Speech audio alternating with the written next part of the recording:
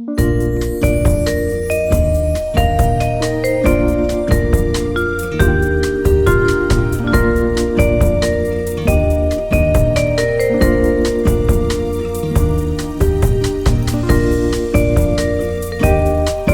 guys, and welcome back to my channel. I'm Laura Presnell, and today I'm super excited to be sharing which hormones are most important when you're trying to conceive.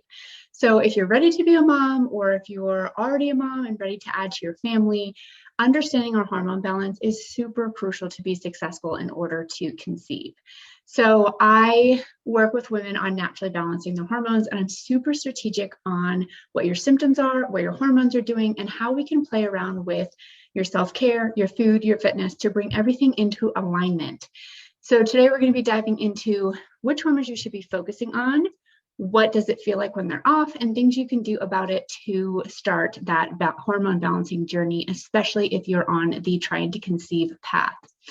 So in short, the hormones that are most important is one, your thyroid. Thyroid when trying to conceive is very much overlooked, and you want to be able to make sure that your TSH, which is thyroid stimulating hormone, and the conversion of T3 and T4, which are two other thyroid hormones, are all working in harmony. So what happened to me when I was on my journey of trying to get pregnant the first time was that my progesterone was slightly off. And so we're going to get into progesterone with pregnancy and trying to conceive in a little bit, but I'm just going to give you a little bit of a background of why the thyroid is important, especially when trying to conceive. So my progesterone was a little off. No matter what I was doing, my body could not produce enough of it on its own outside of having some fertility boosting herbs. And then along the line, I had to supplement with progesterone during the first trimester of my pregnancy with Dylan. So basically, one of my thyroid hormones was slightly underactive. So my T3 hormone was not optimized for fertility, and that was then getting in the way of the relationship with progesterone within my body. So just understanding a thyroid hormone being slightly off can have such an impact to the other hormones of your cycle. And you're like, why is my body not doing what it's supposed to be doing? And that's just a very important thing to uncover. So to get started with understanding your thyroid is certainly looking at your progesterone, which we'll talk about in a minute, but definitely doing a full thyroid panel. So you can go into your doctor and don't just say, test my thyroid, because they're only going to test your TSH. You have to specifically ask for T3 and T4 to be tested. I actually personally connected with a naturopath, and I'm going to leave her information below if you'd like to connect with her on getting some hormone labs done, because it was extremely important to have a holistic practitioner also look at my labs to be able to make sure I was getting the best support. And I want to give that for you because Western medicine looks at disease ranges, whereas a naturopath looks at what's called subclinical levels. And we can still be showcasing some discrepancies and hormone imbalances at the subclinical level that a doctor might overlook. So I really believe in the blend of the two and just making sure you have the best support possible. So that's actually what showed up in my lab results. My regular doctor was like, your thyroid's fine. And then with my naturopath, she was like, your T3 is suboptimal. We really need to boost that a bit for pregnancy. So through my pregnancy with Dylan, I actually took a low dose T3 hormone medication. And now postpartum, my thyroid took a big hit postpartum. So if you're working on your second or third baby, you're noticing some discrepancies coming up. A lot of women postpartum might have their thyroid also take a hit. I noticed that my thyroid, my T3 actually got worse after having Dylan. So now I'm actually on a higher dose every single day instead of taking a thyroid hormone every other day. So it's good to just definitely getting your labs done to be able to make sure that you are getting the best support. Things can definitely change after you have a baby. I think the thyroid is so important when you're trying to conceive, and it's very often overlooked. So it can be a very simple blood test that you do, and then just partnering with a naturopath, and of course, partnering with your doctor as well. So thinking that your thyroid might be off, you might notice poor digestion, some more bloating, your metabolism might feel like it's slowing down a little bit. Hair loss can be related to the thyroid.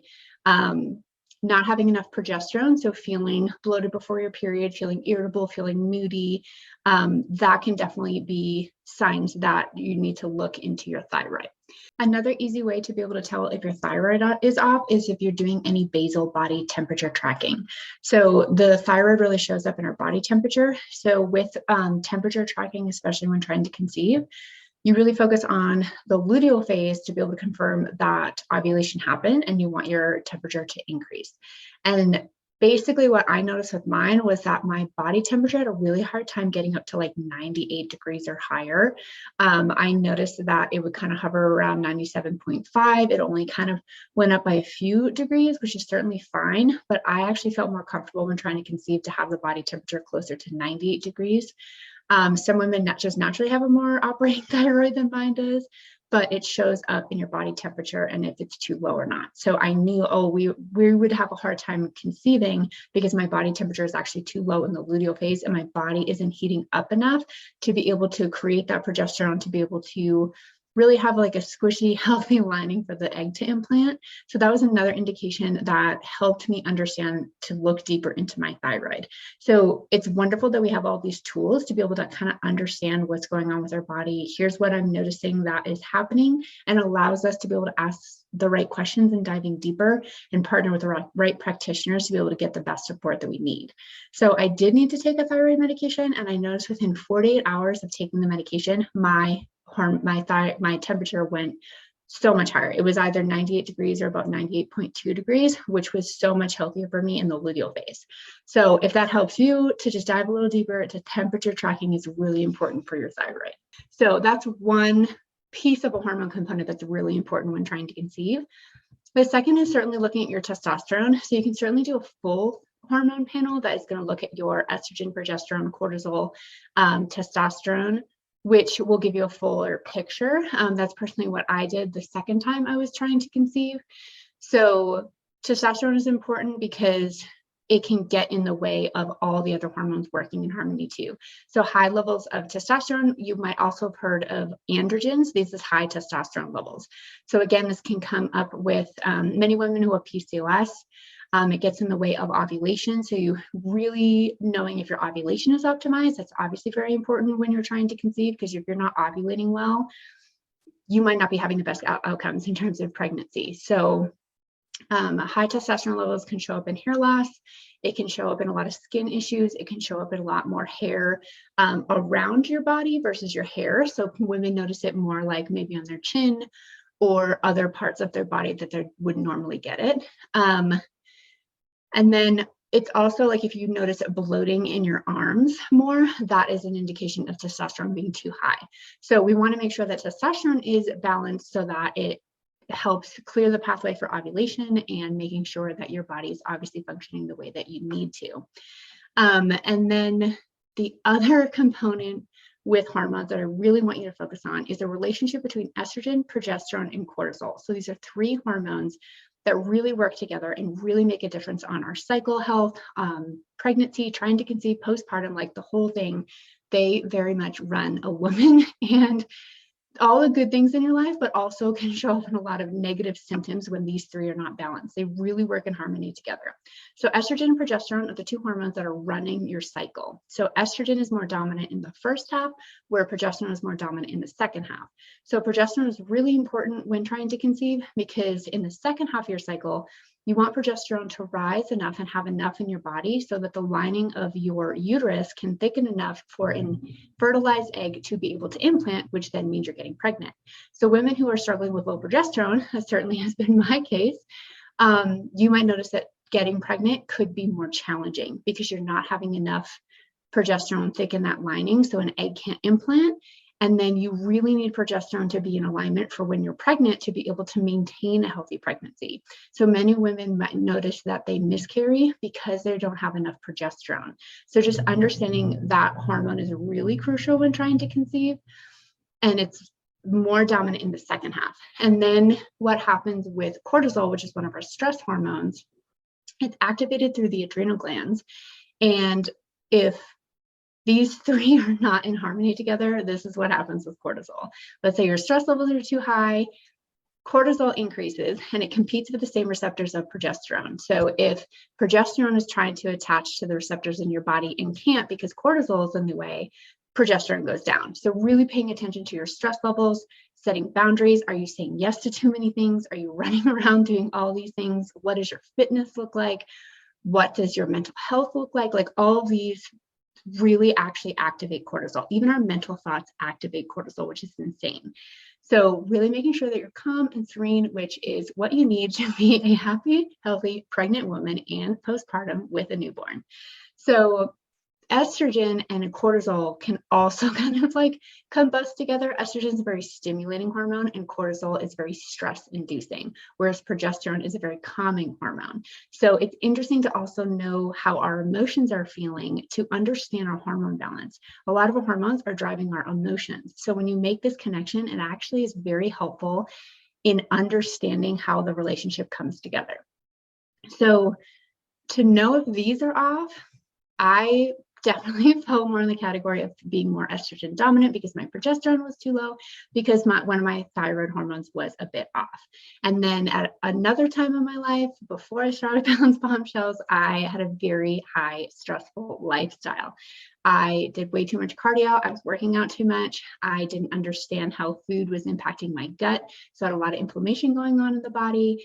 I had a very long work schedule. I had a long commute. I was just trying to do all the things and it was too much on my body. So estrogen essentially would increase, cortisol would increase, progesterone would be too low. I would feel very moody and irritable before my period. I'd hold on to like 5 to 10 pounds of water retention before my period. I had very painful periods. I had a lot of migraines, a lot of breakouts. Estrogen would be high if you're noticing a lot of bloat during ovulation. So if you've been tracking your ovulation, ask yourself, am I holding on to more water retention here? Do I feel bloated when I'm going through ovulation? That is an indication about estrogen. You'll also notice more acne breakouts along your jawline when estrogen is too high. You'll notice you feel more agitated and wired because it's very stimulating. So you might have this type of energy where you feel like you can't calm down. That can also be related to estrogen, which then also goes into cortisol. Cortisol can be very stimulating as well. So cortisol can be high if you're feeling stressed and anxious and depressed. If you're noticing when you go to bed at night, you feel wired and tired, like you're like, I really want to go to sleep, but I can't actually go to sleep.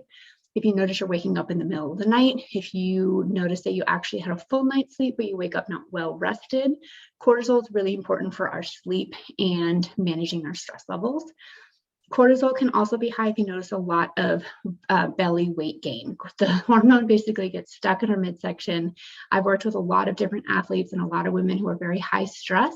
And once we start focusing on their cortisol, they're like all of the belly weight that they had gained starts to subside and lose it, because that's basically stress weight. Your body's basically like, I'm too stressed and I'm going to hold on to extra weight to protect myself. And once you calm that hormone down, your body naturally comes back down weight-wise of where you're meant to be at. So that is a little bit more on cortisol.